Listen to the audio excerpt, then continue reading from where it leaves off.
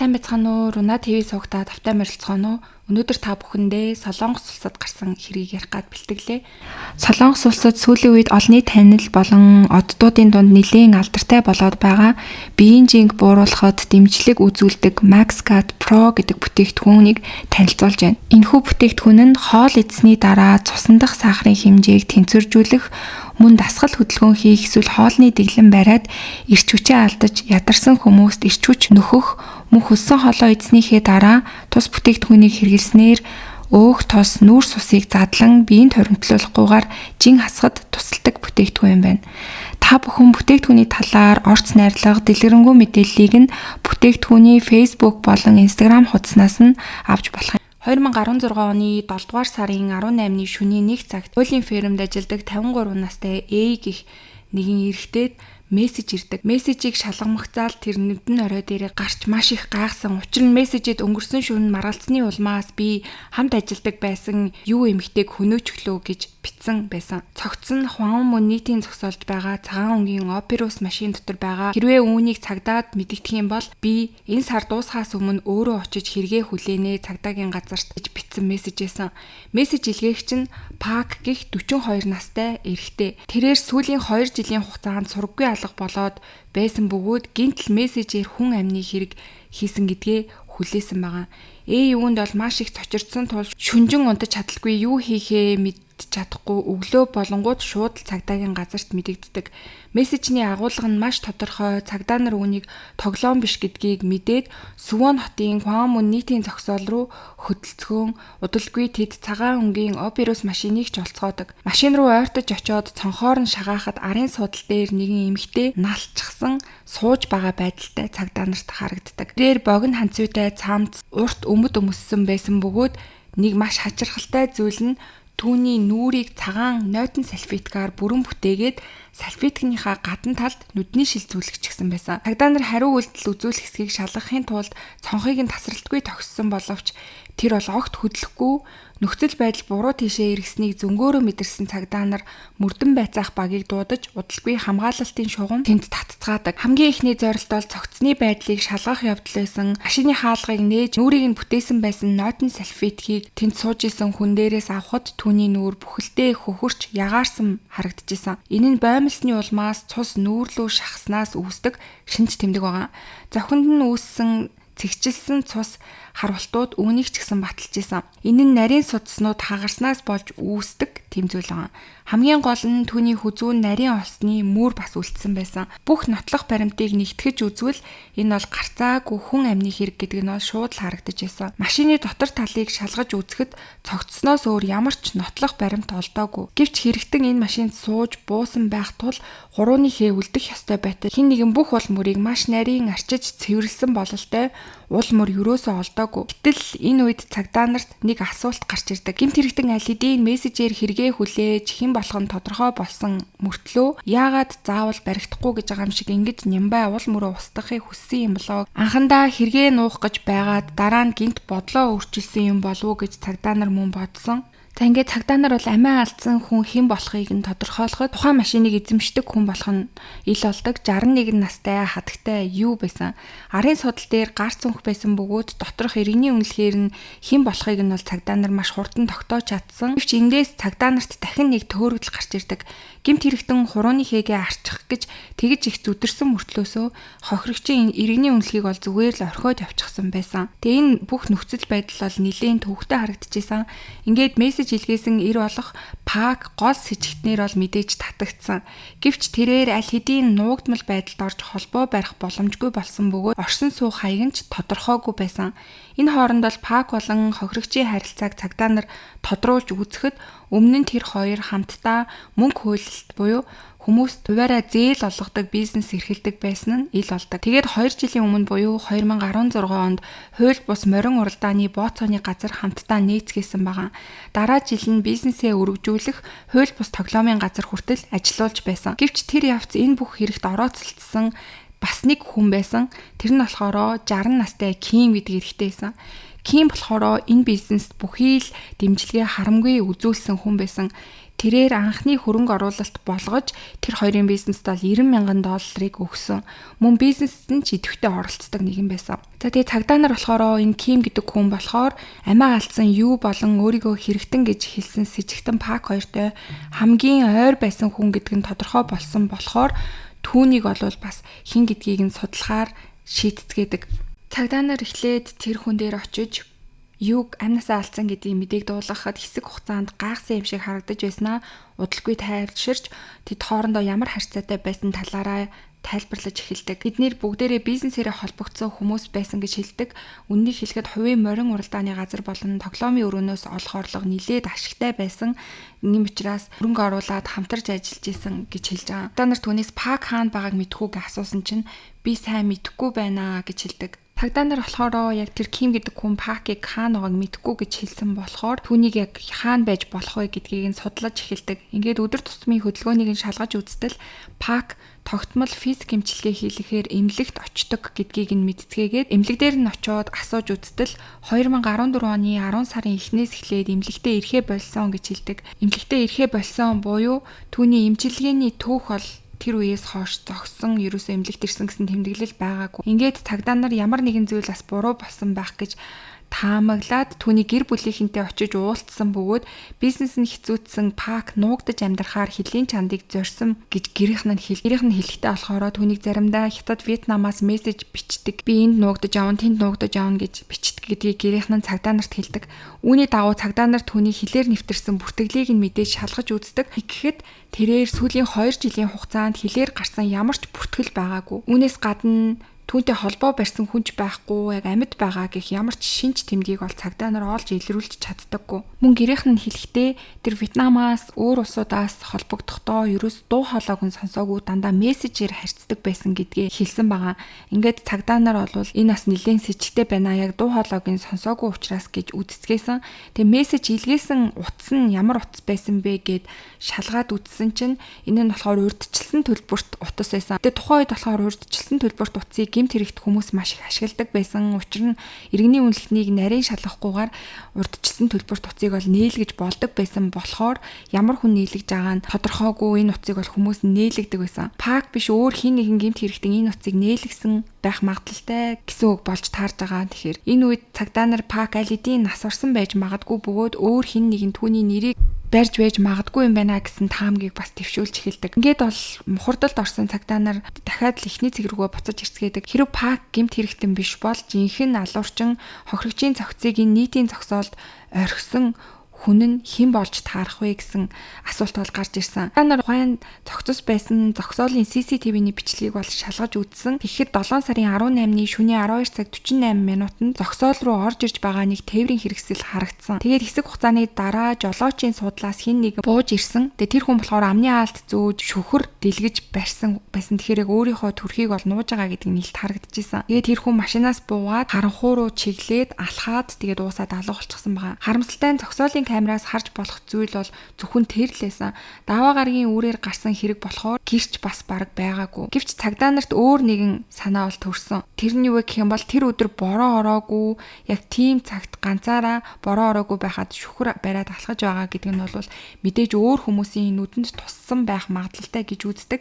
Ингээд цагдаа нар өөр ойр орчмынх нь камеруудыг бас шалгаж үзэж байгаад эцэст нь нэг эрэгтэйг олж илрүүлж чаддаг. Тэр зогсоолоос алгуурхан алхан гарч ирж байгаад шүхрээ барьж явж байгаа. Тэгээ нилийн тэр зогсоолоос холцсныхоо дараа шүхрээ хурааж хэсэг хугацааны дараа амны хаалтаа авсан. Тэгээ энэ зогсоолоос нилээн зайтай газрын замын CCTV-д бол бичигдсэн байсан. Тэгээ цагдаа нар тэр хүний царайг нь тодруулаад харсан чинь нөгөө цагдаа нарын очиж уулзсан Пак болоод юм эмэгтэйтэй хамт бизнес эрхэлж хөрөнгө оруулсан гэж хэлж исэн Ким гэдэг нь бол шууд харагддаг. За ингээд цагдаа нар болохоор энэ Ким гэдэг хүний өмнө нь яаж шийтгэл авч ирсэн эсхийг нь судлаад үзсэн чинь өмнө нь 2 удаа шийтгүүлж байсан түүх нь гарч ир. Залуу байхдаа дээрэм танхаа эргээр 5 жил хоригдож байсан. Дараа нь болохоор бас хүн амны хэрэгээр шоронд ороод гарч гарч ирсэн хүн байсан. Энэ нь болохоор бүр хүн амны хэрэгтэй 2001 оны 5 сард машин дотор эхнэрийнхээ хоолойг боож ухаан алдуулаад машиндаа гал тавьж эхнэрийнхээ амь насыг хөнөөсөн хэрэг байсан. Тэгээ энэ хэрэгээрээ баривчлагдаад анхан шатны шүүхээс бол уг нь бүх насаараа хоригдох ял авсан. Гэвч харамсалтай нь давж заалдах шатны шүүхээс бол энэ хэргийг санамсаргүй аллах гэж үзээд түүний ялыг 12 жил олгож бууруулсан байсан байна. Тэгээд тэр шоронд ялаа идлээд 2013 оны 5 сард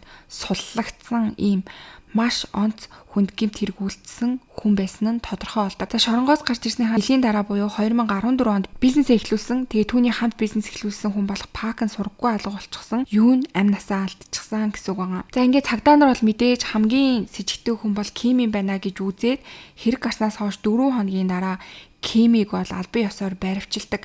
Баривчлагдсан Ким бол юу ч мэдэхгүй гэж зүтгэж бүх хэргийг өгөөсгчээсэн. Гэхдээ цагдаа нар мэдээж юугийн өхөлтэй холбоотой хяналтын камерын бичлэгийг түүнд харуулж энэ бол чамайг сэжигтэн гэдгийг чинь баталж гинэ гэж харуулсан. Тэгэхээр юугийн амь насаа алдсан хэрэгт бол Ким холбоотой байх магадлал яг энэ камерын бичлэгээр бол баталгаажж байгаа. Харин алга бас Пакта яаж энэ хэргийг холбох вэ гэдэг баримт баталгаа байхгүй байсан. Ингээд цагдаа нар мэдээж баримт баталгаа олохын тулд маш эрчимтэй ажиллаж исэн. Тэгээ энэ үед болохоор нөгөө Пакийн ашиглаж исэн урьдчилсан төлбөрт утас байсан штэ.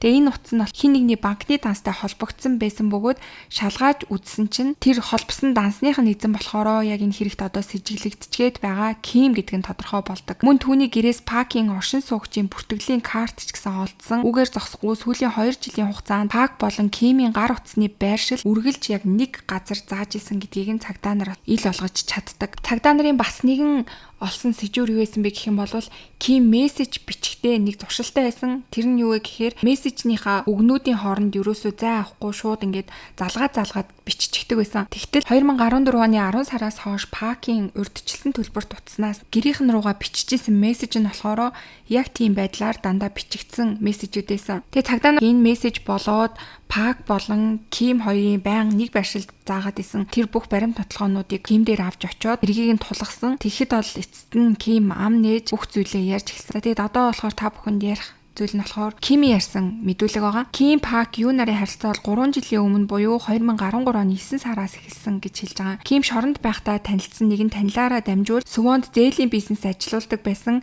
Эдгээр хоёр хүнтэй бол уулзаж танилцсан. Тэд хаяа нэг холбоо байрж юм ярьж сууцгааж найзалж нөхөрлөөд 6 сарын дараа буюу 2014 оны 3 сард санаанд оромгүй санал хүлээж авсан гэж хэлж байгаа. Яг тэр үед Пак түнд ахаа хөрөнгө оруулах сонирхол байна уу? Бид хоёр Сүвонд хувийн морин уралдааны газар барихаар төлөвлөж байгаамаа. Хэрв хөрөнгө оруулвал танд хувьцаа өгнө. Бас ашигч гэсэн нилээн дайггүй гарах байхаа гэж хэлсэн. Тэнгүүт нь энд нь татагдаад Ким чадхаараа их мөнгө цуглуулж тэр хоёрт хөрөнгө оруулсан. Тэрээр 4 өөр банкнаас зээл авч бүр хувийн мөнгө хүлэгчдээс хүртэл зээл аваад 92 мянган долларыг бол босгоод тэр хоёрт өгсөн гэж хэлж байгаа. Үүний хариуд тэрээр 66 мянган долларын үн бүхий компани хувьцааг эзэмшихээр болсон. Гэвч цаг хугацаа өнгөрөх тусам нөхцөл байдал нилээн сонирн болж эхэлсэн.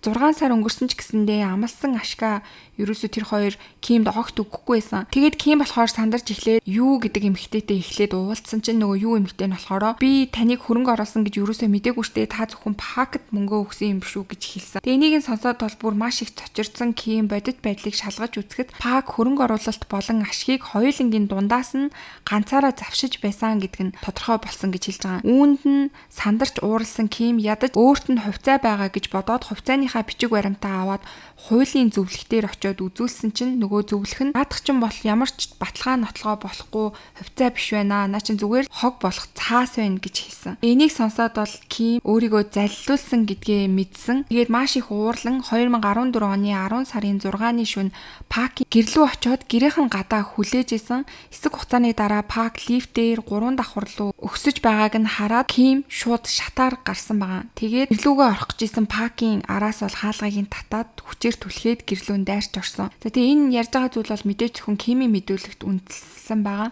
Гэрт нь орсныхоо дараа бол тэр хоёрын дунд мэдээж маш том маргаан үүссэн. Миний хөрөнгө оруулалтын мөнгийг одоохон гаргаж өг, миний ашгийг өг гэж Ким Пак руу ууралж эхэлсэн. Тэгэхэд Пак бас бууж өгөлгүйгээр танд би аль хэдийн хувьцааг чинь өгчихсөн штэ гэж зүтгэн тэр хоёрын дуу өндөрсөж улмаар бол бүр зодолдож эхэлсэн гэж байгаа. Гэвч 60 настай Ким өөрөөсөө 17 насаар дүү 40 гаруй настай Пакийг бол дийлнэ гэдг нь мэдээж хэцүү байсан.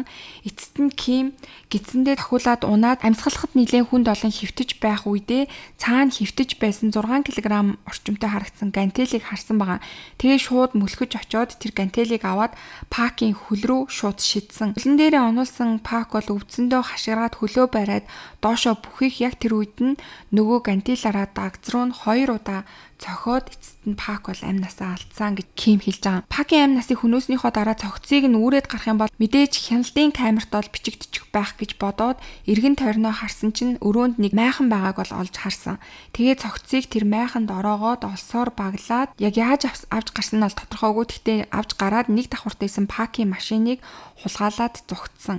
Тэгээд хунчоондох нэг уул руу машинаар очоод тэндээ цогцыг булсан гэж хэлж байгаа. Түүнээс хойш тэрээр Пакийг амьд байгаа мэт жүжиглэж эхэлсэн, урьдчилсан төлбөрт утас нээгээ, имэйл хаяг хүртэл үүсгээ, гэр бүл найз нөхдрөө нь бизнесман дампуураад би хүмүүсээс зүгтгаас өөр аргагүй боллоо. Тийм болохоор өөр улс руу зүгтлаа гэсэн мессежүүдийг бол илгээж байсан байна. За үүнийхээ дараа болохоор түүний хэрэг үгээр зогсоогүй заллингийн хохирлоо барагдуулна гэж Пакийн гэр бүл рүү очиж мөнгө нэхэж бүр сөрдүүлж исэн.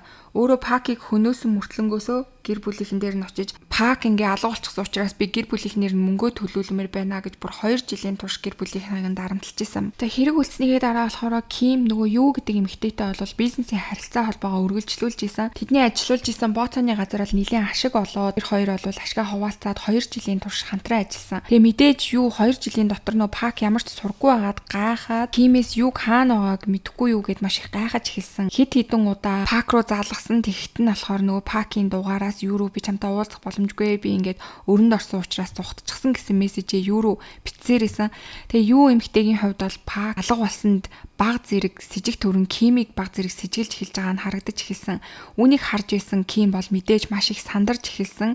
Хэрвээ тэр эмэгтэй түүнийг үргэлжлүүлээд хайгаад бас өөрийг нь сэжиглээд эхлэх юм бол хэрэг илчлэгдэх магадлалтай юм байна гэж үзээд эцэст нь 2016 оны 7 сарын 17-ны өдөр Ким юг Сувон дахь нэгэн ресторантуудад хоолнд орсныхоо дараа тэд түүний машинд сууж хүн бөөгнөрөөгүй зилүүд газар руу явцгаасан. Энэ үед хоёлаа илүү тухтай ярилцъя гэд юу Ким хоёр арын судал дээр бол сууцгааж исэн. Тэгээ арын судал дээр суугаад тэр хоёр ярилцж итэл нөгөө юу эмхтэй гинт Пак өөрийг нь хуурч $90,000 хөрөнгө оруулалт авахд юу ч гэсэндээ хувааж авсан гэдгийг мэдсэн гэж байгаа. Тэгээ тухайд болохоор юу бол ерөөсөө мэдэхгүй Пак ганцаараа тэр мөнгийг нь авчихсан юм шиг түнд хэлжсэн. Тэгтэл бол яг үнэндээ тэр мөнгийг тэр хоёр хувааж авсан гэдгийг Ким мэдсэн гэж хэлж байгаа. Тэгээ энэ үед бол маш их уурн хурч утасны цэнэглэгч кабель утсыг аваад юугийн хүзүүгээр ороож түүний амь насыг хөнөөсөн гэдгийг хүлээсэн. Амь насыг нь хөнөөснийхөө дараа Пактай адилхан ууланд аваачиж болох гэжсэн.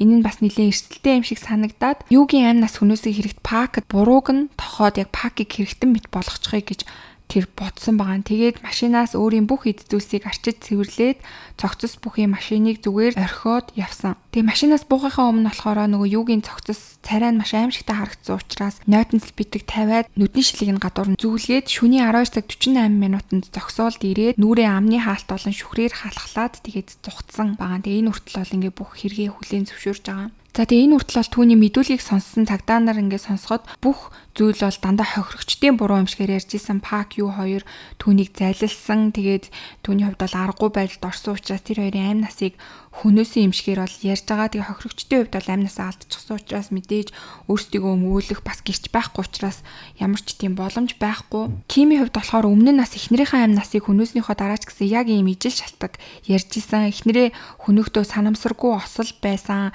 Эхнэрэнд нь бүх буруу байсан мэтээр яриад тэгээд энэ нь бол шүүхтэр хүлийн зөвшөөрөгдөд 12хан жилийн ялыг авч исэн. Тэгэхээр яг энэ арга барилаа бол энэ хоёрын хэрэг дээр бас ингээ хэрэгжүүлж исэн гэсэн үг байна. За ингээд мэдээж бүх хэргийн ингээд нотлохонууд ил болсон бас түүний мэдүүлэгч гэсэн гарч ирсэн. За тэгээд 2016 оны 12 сард бол анхан шатны шүүх хурлуулж Кимийг 2 удаа хүн амны хэрэг үйлдсэн мөн талигаачдыг хуурж мэхэлсэн гэсэн үндслээр бүх насаар нь хорих ярьлаар шийтгсэн. Ким бол шууд л давж заалтсан боловч ашгүй ял нь бол хэвээр үлдэж чадсан. Тэрээр анхны хүн амны хэрэг дээрээ л бүх насаараа хэрвээ хоригдчихсан байсан бол дахиад 2 хүний амь нас эрсдэхгүй байсан. Тухайн үед 12 жилийн ял өгөөд 12 жилийн ялаа идлээд шоронгоос гарч ирээд ганцхан жилийн дараа дахиад 2 хүний амь насыг хөнөөсөн байгаа. Тэгэхээр миний бодлоор бол энэ хэрэгтний хувьд угаасаа хэрэг үйлдэх өндөр магадлалтай ийм аимшигтай хэрэгтэн гэмт хэрэгтэн алуурчин байсан. Тэгээд энэ пак болоод юу хоёрын хэрэг илрээгүйсэн бол дахиад ч хэдэн хүний амнасыг хөнөөх магадлалтай ийм цуврал алуурчин байх магадлалтай хүн байсан юм шиг харагдаж байгаа. Тэгээд азар энэ хоёрын хэрэг илэрч бүх насаараа хоригдоод одоо ингээд шоронд орсон байгаа. За ингээд өнөөдрийн та бүхэнд бэлтгэж хүргэсэн хэрэг бол Солонгос улсад гарсан ийм хэрэг байлаа. За тэгээд та бүхэн сувг дээрээ лайк, subscribe дарахаа битгий мартаарай. Бас комент бичиж би бинтэйгээ хуваалцаарай. Удахгүй бүгдээрээ дараагийнхаа дугаараар уулзцгаая.